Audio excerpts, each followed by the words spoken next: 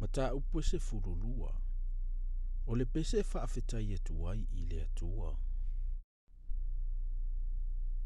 O lea sofo I te whaapea mai ai. Jehovai, o te vivi I antu I te oi.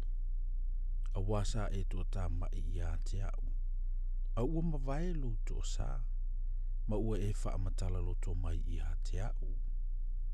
Whaauta, o le atua, o loo whaaulatanga ia. O te whaatua, o te le fefe.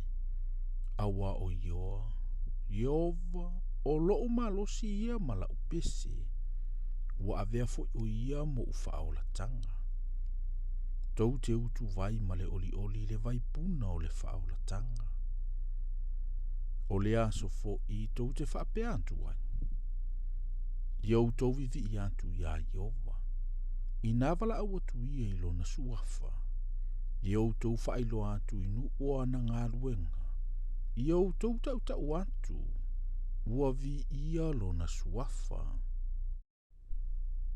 Pepese atu ia Iova.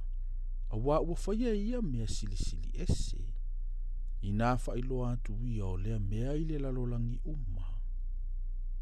Alanga ia leo tele ma le fia. O oe o le nofo Isiona. A wā sili ese le pa ia o Israelu. O leo a fio I totonu ia te oe.